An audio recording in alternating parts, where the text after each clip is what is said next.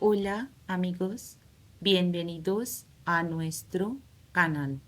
Hoy vamos a aprender español con una historia muy fácil. La historia se llama Pedro va al parque. Escucha con atención y vamos a empezar.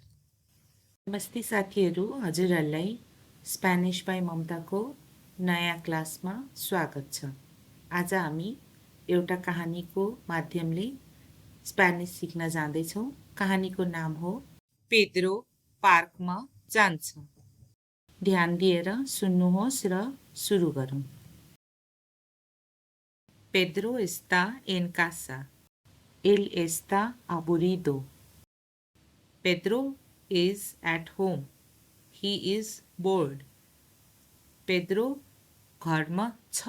ऊ bore भएको छ।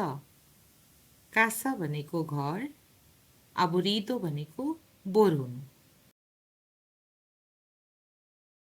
Pedro quiere ir al parque. Pedro wants to go to the park.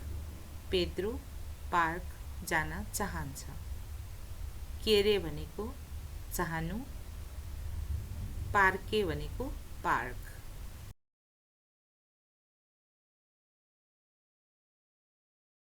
Pedro va al parque.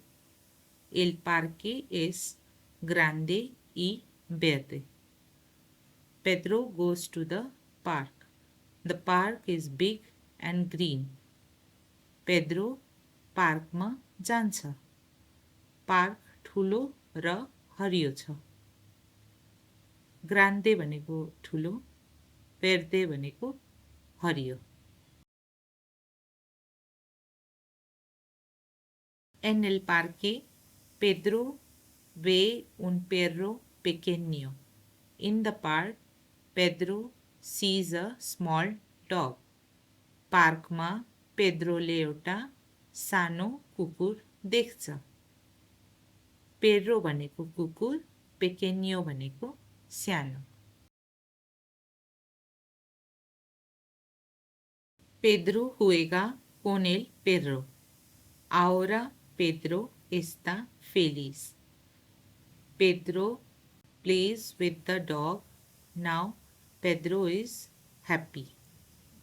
Pedro कुकुरसँग खेल्दैछ। अब Pedro खुसी छ। हुएगा भनेको खेल्नु, पेर्रो भनेको कुकुर, फेलिज भनेको खुसी हुनु। आजको लेसनमा हजुरहरूले देख्नुभयो होला, सिक्नुभयो होला हामीले कसरी पहिला सिकेको वर्ड्सहरूलाई युज गरेर एउटा सानो स्टोरी बनायौं। हो, यसरी नै हामी स्पेनिश इजिली सिक्दै जानेछौँ। ल त अब हाम्रो भेट अर्को लेसनमा हुनेछ। तबसम्मको लागि धन्यवाद। Gracias. Adiós.